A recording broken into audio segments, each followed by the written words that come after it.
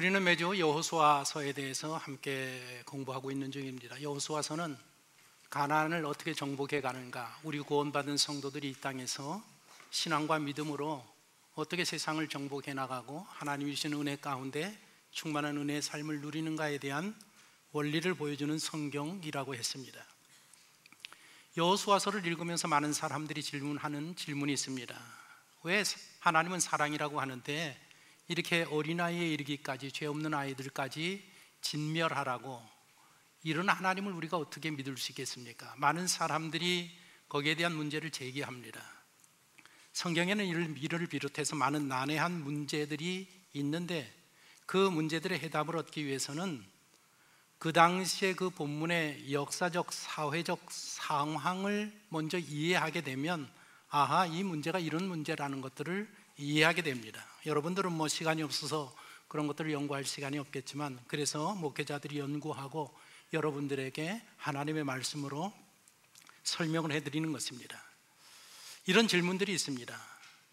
가나안은 도대체 어떤 면에서 젖과 꿀이 흐르는 땅이라고 하는지, 이스라엘 백성들은 왜 꼭 가나안 땅에 들어가 그 땅을 필요로 하는지, 왜 가나안의 여러 족속들을 반드시 멸해야 하는지, 남녀노소를 가리지 아니하고 하나님은 도대체 왜 진멸하라는 명령을 내리고 있는지, 그리고 이스라엘은 가나안 땅에 정착한 후에 어떻게 그렇게 쉽게 빨리 우상 숭배와 음행에 빠지는 민족이 되어지는지, 우리가 그 당시의 역사적, 사회적인 상황을 알게 되면 이런 의구심의 질문에 해답을 얻어낼 수 있습니다.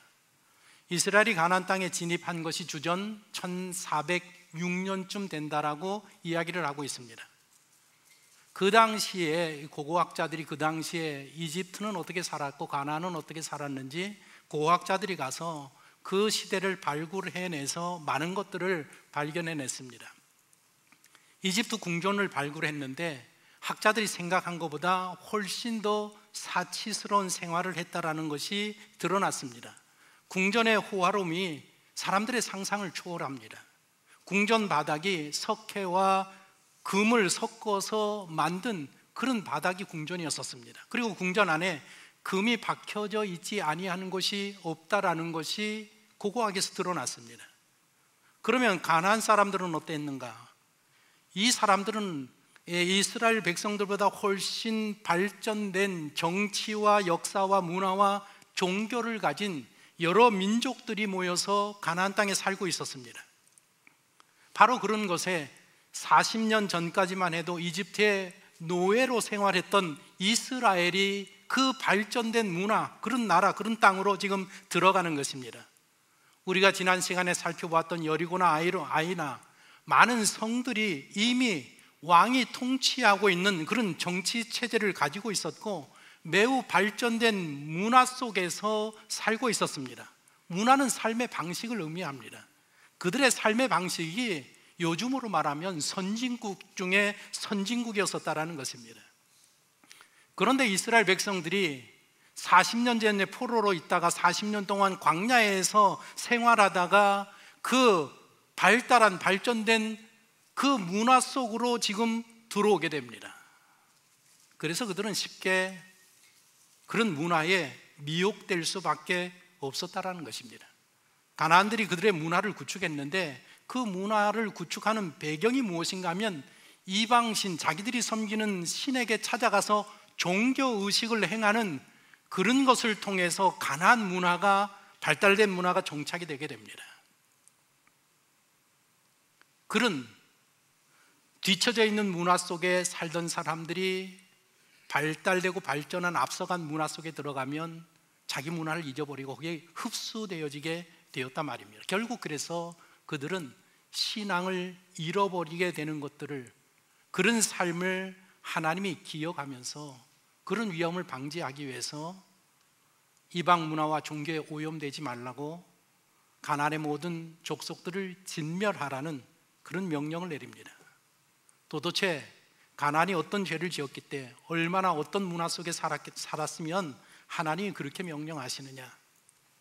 여러분들 레위기서를 보면 가나안 문화가 어떤 문화인지 아주 자세하게 설명을 해놓았습니다.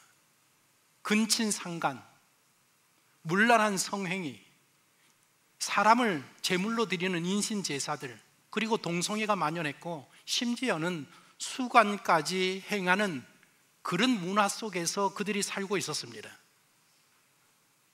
가나안 정복 전쟁을 거룩한 성전이라고 이야기하는데 왜 거룩한 전쟁인가 하면 그 부패한 민족들과 거룩하신 하나님의 나라가 싸우는 전쟁이기 때문에 거룩한 전쟁이라고 이야기하고 있는 것입니다.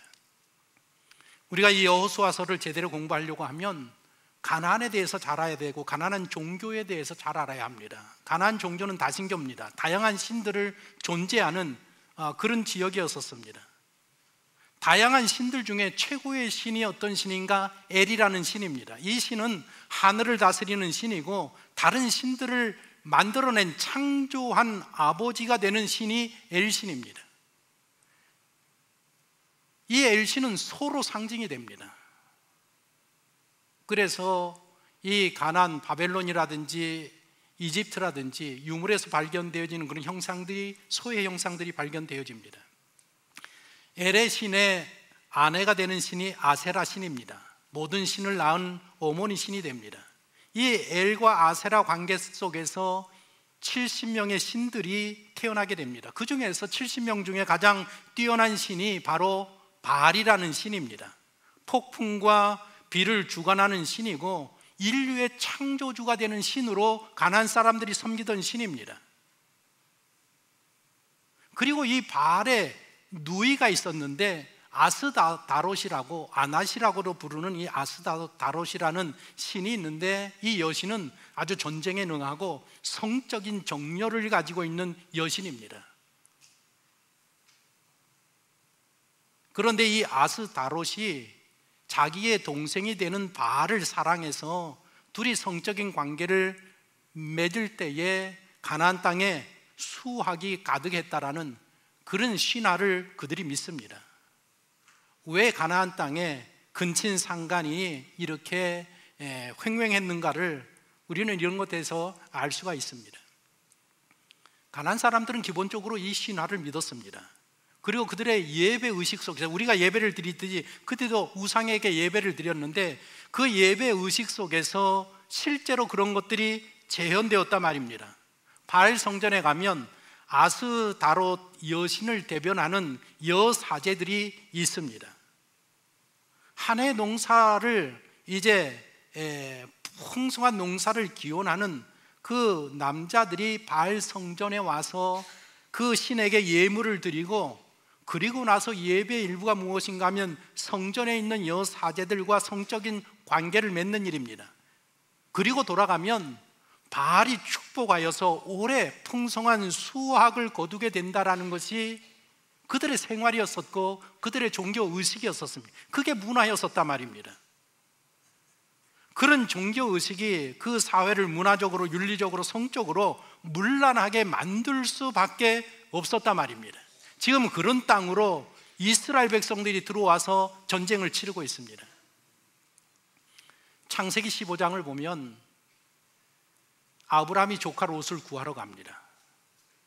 그리고 돌아오는 길에 멜기데색이라는 대제사장을 만나서 그에게 11조를 드립니다. 그리고 하나님에게 복을 받는데 어떤 복을 받는가 하면 내가 너에게 아들을 주겠다. 그 아들을 통해서 너의 민족이 하늘의 별같이 땅에 모래와 같이 많아질 것이다.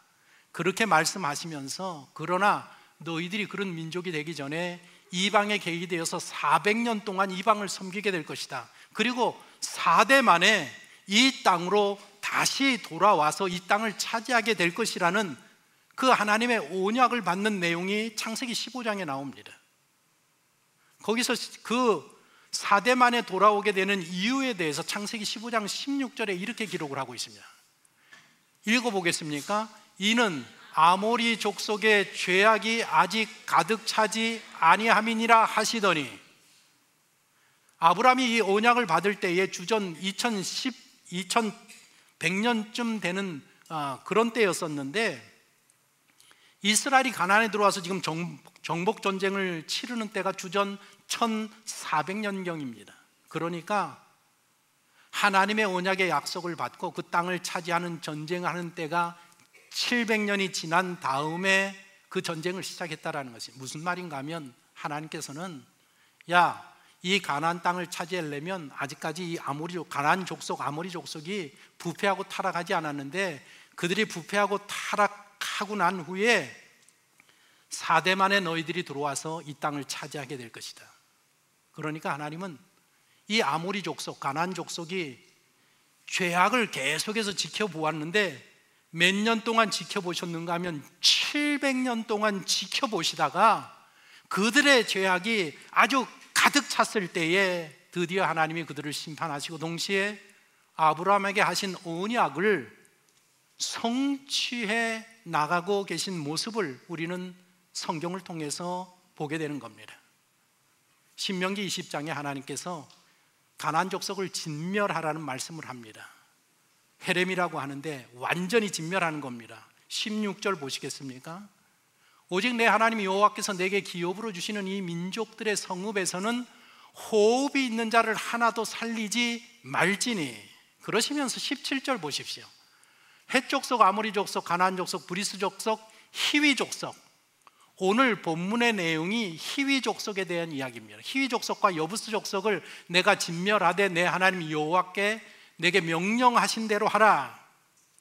하나님께서 지금 가나안에 들어와서 모든 족속을 다 진멸하라고 합니다. 왜냐하면 그 타락한 문화에 물들어서 하나님을 떠나고 우상을 섬기는 그런 백성 민족이 될 것을 하나님이 염려하여서 가나안에 들어가면 무조건 어린아이들까지 다 진멸하여라.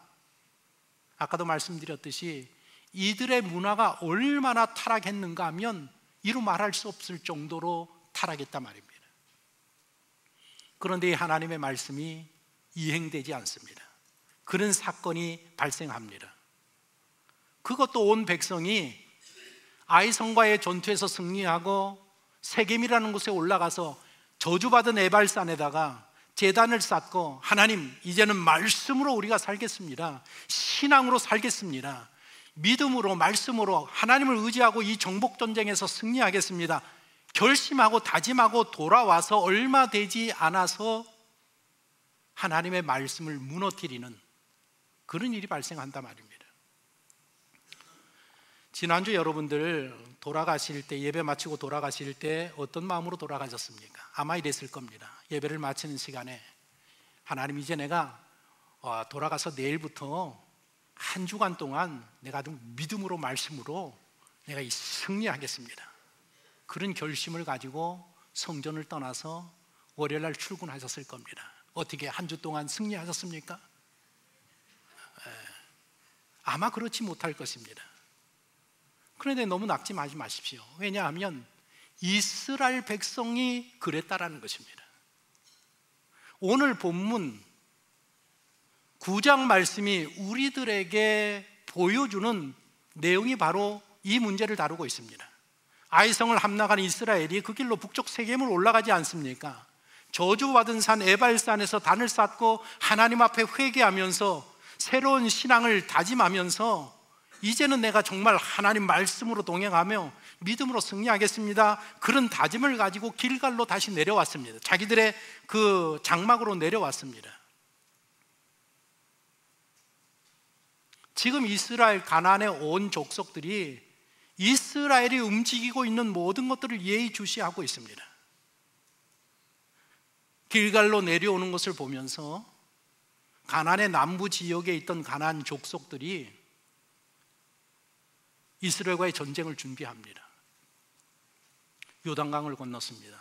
여리고를 무너뜨리고 아이를 무너뜨리고 베델을 무너뜨리고 가는 곳마다 파죽지세로 밀고 오고 있습니다. 이제는 자기 차례입니다. 그러니까 남부 지역에 있던 가나안 족속들이 연합해서, 야, 우리 하나의 힘으로는 안 되겠다, 5 부족들이 다 모여서 연합하여서 연합군을 편성하고 대전을 준비합니다.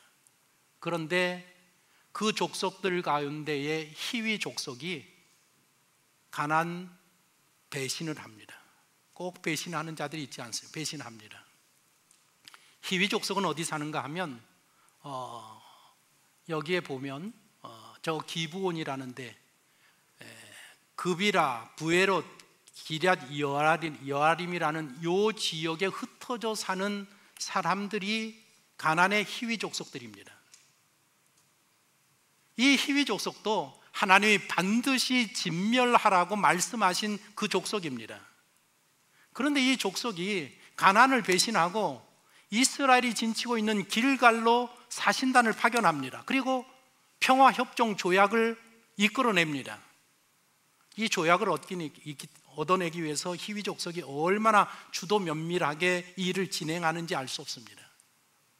여러분, 우리가 이 땅에 살아가는 게 영적인 싸움인데 사단 마귀가, 악한 자들이 얼마나 주도 면밀하게 일을 진행해 가는지 알 수 없습니다. 지금 우리나라나 세계 뒤에서 행해지는 일들이 그런 일들입니다. 악한 자들이 대충대충 하지 않습니다.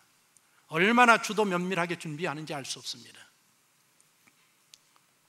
사신단을 보내는데 먼 곳에서 온 것처럼 하기 위해서 다 떨어진 옷, 신발도 다 떨어진 신발을 신고, 그리고 그런 옷을 입고 길갈로 찾아옵니다. 빵을 가지고 준비해 오는데 곰팡이 쓸은 빵들을 다 준비해 가지고 옵니다. 어디서 오느냐? 하룻길 거리에 있는 사람들입니다.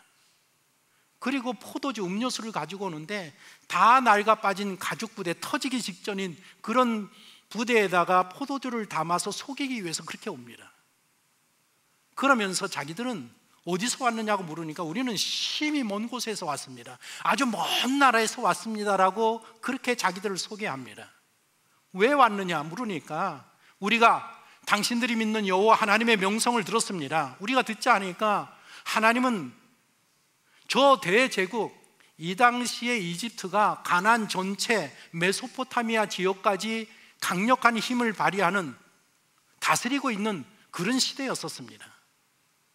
그런 이집트를 당신들이 믿는 하나님이 10가지 재앙으로 무너뜨리고 그들의 군대를 홍해에다 쓸어 담고, 그리고 당신들을 홍해를 건너서 여기까지 오게 하고, 그리고 이 가나안에 들어와서 요단강을 건너기 전에 저기 아모리 족속 두 그 위대한 왕들을 하나님이 물리쳤다라는 것을 우리가 전에 들었습니다.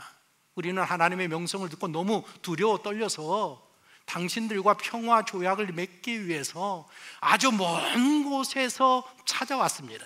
우리는 하나님의 역사를 들었습니다. 그러면서 우리는 당신들의 종입니다. 우리를 불쌍히 여겨주셔서 평화 조약을 맺어주시면 정말로 감옥할 따름입니다. 여호수아와 이스라엘의 족장들이 그 사신단을 맞아들이고 그 이야기를 들으면서 보니까 모습도 허술하고 빵도 곰팡이 나고 그 포도주 가죽 부대도 다 떨어지는 것 같고 여호와 하나님을 두려워하는 것 같고 우리는 당신들의 종입니다. 그 말을 고지고지 듣되 돛대로 믿고 평화 조약을 덜커덕 맺어버립니다. 하나님은 분명히 이 체결된 조약이 잘못된 조약이라고 지적을 하고 있습니다. 오늘 본문 14절을 보십시오. 14절 15절 보십시오. 같이 읽어봅니다. 무리가 그들의 양식을 취하고는 어떻게 할지를 여호와께 묻지 아니하고 여호수아가 곧 그들과 화친하여 그들을 살리리라는 조약을 맺고 회중 족장들이 그들에게 맹세하였더라. 여기 성경을 보면 분명히 하나님이 여호와께 묻지 않았다, 기도하지 않았다라는 겁니다. 여러분들이 인생을 살면서 중요한 결정이 있을 때 기도하지 아니하고 결정하면 꼭 이를 이렇게 그르치게 됩니다. 그리고 그들은 돌아갔습니다. 사흘 후에 군대를 이끌고 히위 족속이 거주하는 그 땅에 딱 와보니까 하루 만에 왔는데 히위 족속들이 다 거기에 분포해서 살고 있는 겁니다. 아, 우리가 속았구나. 그런데 이미 하나님의 이름으로 맹세하고 조약을 맺었기 때문에 그들을 진멸할 수가 없었습니다. 이 일로 백성들의 원망이 자자합니다. 지도자들에 대한 불신이 이 이스라엘 사후에 퍼지기 시작합니다. 왜냐하면 아이성 전투부터 하나님께서 전투에 승리하면 전유물은 다 너희 것이다. 우리가 기억해야 될 것이 무엇인가 하면 이 땅에서 영적인 승리하는 삶을 살면, 믿음으로 승리하면 하나님이 거기에 해당하는 그런 전유물, 승리의 전유물을 우리들에게 주신다라는 겁니다. 지금 이스라엘 백성들이 아이성에서 수많은 금은 부화를 차지했습니다. 부여하게 되었습니다. 이번에도 이 기브온 사람들과 싸워 승리하면 이 저들의 것이 다 우리의 것인데 저들과 덜컥 평화 조약을 맺으면서 전쟁을 할 수가 없단 말입니다. 자기들의 그 소유를 차지할 수 없게 됐단 말입니다. 지도자들을 원망합니다. 비난한단 말입니다. 궁지에 몰리는 이 지도자들, 족장들이 여론을 잠재우는데 어떻게 여론을 잠재우는가 하면, 야, 우리 말을 들어봐라. 우리가 하나님의 이름으로 약조했기 때문에, 우리는 하나님의 백성이기 때문에 그 약속은 반드시 지켜져야 하는 거 아니겠느냐. 그런데 저들이 우리를 속이지 아니하였느냐. 그러니 우리에게도 책임이 있지만 저들에게도 책임이 있으니 우리가 저들을 우리의 종으로 삶으면 얼마나 좋겠느냐. 그래서 우리가 땔감을 모으는 일, 물을 길어 나누는 일들을 우리가 힘들이지 말고 우리를 위해서 저들을 받아들이고 종으로 우리가 삼는 게 좋지 않겠느냐. 여론을 그렇게 잠재운단 말입니다. 백성들의 여론이 잠잠합니다. 그러니까 여호수아가 저들을 대표를 또다시 부릅니다. 불러서 하는 이야기가, 너희들이 우리를 속였다. 너희는 저주받아 마땅한 민족이다. 그러나 우리가 하나님의 이름으로 약조했으니 너희를 살려주겠다. 그러나 대신 너희는 대를 이어서 우리의 종이 될 것인데 하나님의 집을 위하여, 이게 중요합니다. 여호와를 위하여, 하나님의 집을 위하여 나무를 패며 물을 깃는 자가 되어야 될 것이다. 백성들의 종이 아니라 하나님의 성전을 위하여서, 성전에서 일하는 레위인들을 돕기 위하여서 레위인들의 종이 되어야 될 것이라고 그들에게 타협안을 제시하고 그것이 받아들여져서 이 희위 족속, 하나님이 진멸하라는 족속, 없어져야 되는 이 족속이 오히려 이스라엘 백성 무리 속으로 합류하게 되고, 시간이 지나면서 이 희위 족속이 이스라엘의 시민권을 받게 됩니다. 후에 뭐라고 불려지는가 하면 이 사람들을 느드님 사람들이라고 부르게 됩니다. 주어진 자라고, 그런 느드님 사람이라고 불러집니다. 이 사람들은 어떤 일을 하느냐? 하나님 앞에 번제에 필요한 나무를 온종일 패고, 물두멍에 필요한, 제사장들이 물을 손을 씻고 뭐 하는, 씻는 데 필요한 모든 물을 길어 나누는, 성전에서 하는, 레위인들이 하는 허드렛 일들을 맡아서 하는 그런 사람들이 됩니다. 그런데 이 시간이 지나면서 어떤 일이 벌어지는가 하면 이 사람들이 믿음의 사람이 된단 말입니다. 이스라엘이 멸망하고 바벨론으로 70년 동안 포로 생활을 가지 않습니까? 포로 생활에서 고국으로 돌아올 때 몇 명이 돌아오는가 하면 5만 명이 돌아옵니다. 많은 숫자가 돌아오지 않습니다. 5만 명이 돌아옵니다. 돌아와서 무엇을 짓느냐? 성전을 짓기 위해서 돌아옵니다. 그때 가장 먼저 돌아온 사람이 누군지 아십니까? 제사장 그룹하고 레위 그룹하고 바로 이 느드님 사람들, 이 성전에서 나무를 패고 물을 깃는 이 느드님 희위 족속들, 기브온 백성들이 하나님의 백성이 되어서 일착으로 돌아와서 하나님의 성전을 짓는단 말입니다. 너무 놀랍지 않습니까?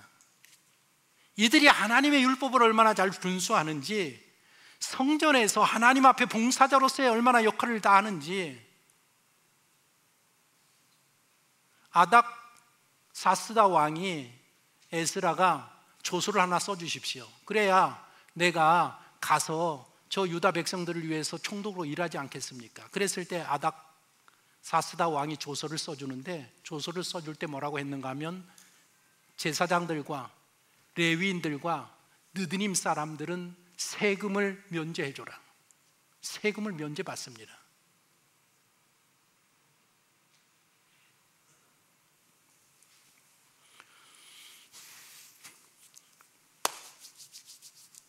하나님께서 사랑하는 자에게 잠을 주신다고 했는데, 집에서는 그렇게 잠이 오는데 성전에서만 오면 이렇게 잠이 잘 오는지, 그것도 참 은혜입니다. 그죠? 30분입니다. 30분. 우리 같은 시간인데 좀 정신 차리고 스마트폰 하지 말고 좀 집중했으면 좋겠습니다. 하나님이 뭐라고 말씀하셨는가 하면 디모데전서 2장 4절에서 같이 한번 읽어봅니다. 시작. 하나님은 모든 사람이 구원을 받으며 진리를 아는 데 이르기를 원합니다. 하나님이 원하시는 마음은 무엇인가 하면 이 땅에 한 사람도 구원받지 못하는 사람이 없는 게 하나님의 마음이라 말입니다.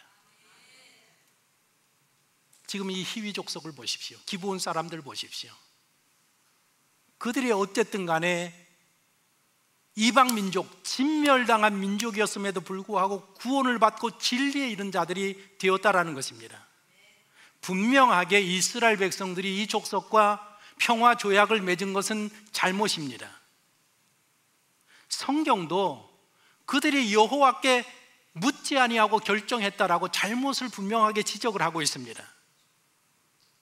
그러나 이스라엘 백성들이 하나님 앞에서 실수하고 잘못된 결정을 내렸다고 할지라도 하나님의 뜻과 계획이 성취되지 못하느냐? 그런 일은 없습니다.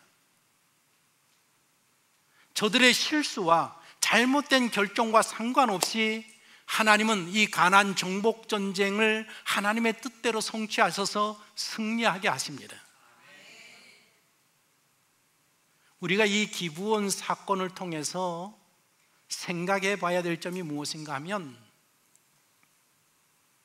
우리가 때때로 나도 모르는 사이에 하나님 앞에 잘못된 결정을 하고 잘못된 판단을 하고 잘못된 실수를 한다고 할지라도 하나님은 그것까지도 선하게 사용하시는 좋으신 하나님이라는 것입니다. 이들의 실수를 통해서 하나님은 하나님이 말씀하신 언약들을 다 이루어 가십니다. 첫 번째 무엇인가 하면 노아와 언약을 하십니다. 노아 홍수로 인류가 멸망하지 않습니까? 그 다음에 노아가 배에서 내렸을 때에 노아를 부르고 세 아들들을 불러서 복을 주십니다. 생육하고 번성하고 땅에 충만하라. 아담과 하와에게 주시는 복을 똑같이, 언약을 똑같이 주십니다. 그러면서 하시는 말씀이, 내가 너와 함께한 언약은 너희와 너희 후손과 너희와 함께하는 모든 피조물과 함께하는 언약이라 말씀하시면서 무지개를 증거로 주십니다. 그런데 그 후에 일이 터집니다. 포도 농사를 지은 이 노아가 포도주를 마시고 만취하여서 날씨가 더웠는지 온몸을 벌거벗은 채로 잠이 들었습니다. 아들 가나안이 방에 들어갔다 아버지가 벗고 주무신 것을 보았습니다. 나와서 자기의 형들에게 아버지가 술 취해가지고 지금 말이 아니다. 그러니까 그 이야기를 들은 셈과 야벳이 옷을 뒷걸음을 치면서 해서 아버지 하체를 가렸다라고 성경이 그렇게 기록합니다. 술에서 깬 노아가, 아버지가 그 이야기를 듣고, 상세한 이야기는 기록되어 있지 않습니다. 그러면서 셈을 축복하고 야벳을 축복하면서 가나안을 저주합니다. 창세기 9장 25절 27절입니다. 보십시오. 이에 이르되 가나안은 저주를 받아 그의 형제의 종들의 종이 되기를 원하노라 하고, 또 이르되 셈의 하나님 여호와를 찬송하리로다. 가나안은 셈의 종이 되고 하나님이 야벳을 창대하게 하사 셈의 장막에 거하게 하시고 가나안은 그의 종이 되게 하시기를 원하노라 하였더라. 가나안의 후손이 누군가 하면 바로 이 히위 족속입니다. 기브온 족속입니다.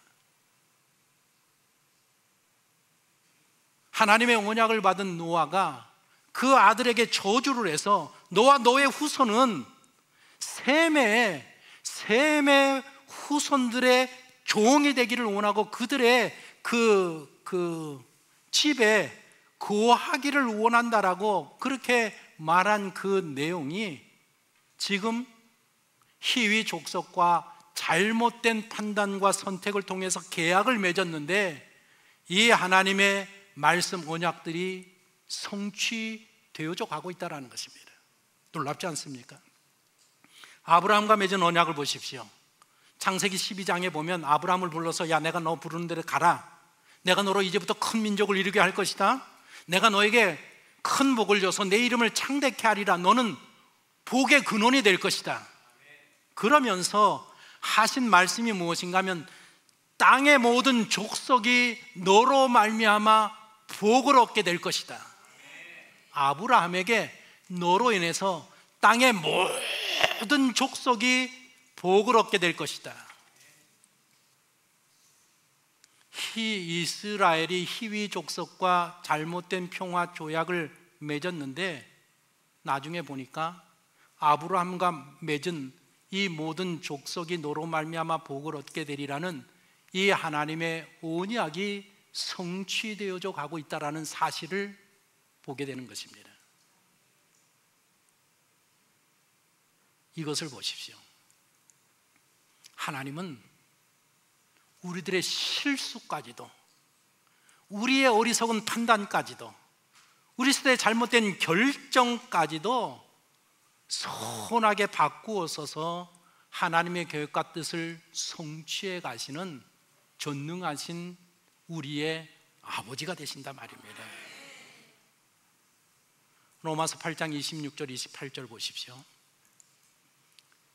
이와 같이 성령도 우리의 연약함을 도우시나니 우리는 마땅히 기도할 바를 알지 못하나, 우리는 늘 기도해야 되는데 기도하지 아니한다는 말입니다. 그런데 오직 성령이 말할 수 없는 탄식으로 우리를 위하여 친히 간구하시는, 내 기도가 부족해도 내 안에 계신 성령께서, 하나님의 영이 우리를 돕고 계신다라는 말씀이고, 마음을 살피시는 이가 성령의 생각을 하시나니 이는 성령이 하나님의 뜻대로 성도를 위하여 간구하심이라. 28절 같이 읽어봅니다. 우리가 알거니와 하나님을 사랑하는 자 곧 그의 뜻대로 부르심을 입은 자들에게는 모든 것이 합력하여 선을 이루니라. 우리가 너무 좋아하는 말씀들 중에 하나입니까? 우리가 기도가 부족하여서, 우리가 늘 깨어있지 못해서 실수하고 자빠지고 넘어지고 잘못된 결정을 해서 많은 피해를 보고 내 인생이 이렇게 돌아가는 그런 일들이 발생하는데, 그럼에도 불구하고 하나님께서는 우리의 모든 것들을 합력하여서 선을 이루시는, 우리를 기억하시고 우리를 축복하시는 살아계신 하나님이라는 것입니다. 얼마나 대단한 분들입니까? 여러분들의 아버지가 누구라고요? 하나님 아버지 어떤 분이라고요? 합력하여 선을 이루어 가시는 하나님. 그렇다고 함부로 막 결정하라는 게 아닙니다.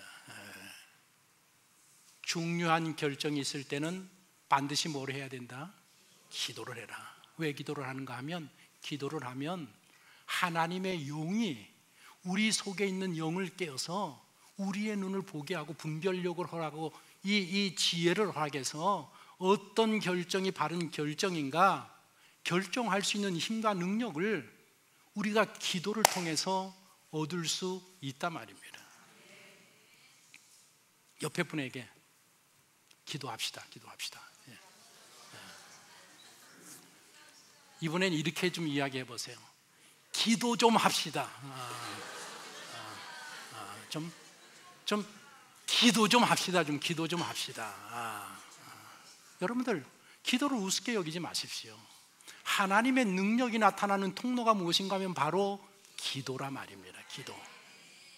그래서 우리는 늘 결심하요. 오늘 여러분들 틀림없이 결심하고 돌아갈 겁니다. 기도할 것이다. 내가 내일부터 가서 오늘 말씀 받았으니까 내가 기도할 것이다. 내일 기도하느냐? 또 잊어버려요. 그러나 하나님은 우리의 부족함을 아셔서 잊어버려서 기도하고 또 잘못된 그릇된 판단을 할지라도 우리를 내치시는 하나님이 아니라 말입니다. 그래서 혹 인생을 살면서 내가 신앙으로, 믿음으로, 말씀으로 이렇게 바르게 살려고 했는데, 그럼에도 불구하고 우리가 실수하고 잘못된 일들을 결정을 해서 문제가 발생하면 그것 때문에 너무 좌절하고 우울해하고 낙심하고 자괴감에 빠져 있어서는 안 된단 말입니다.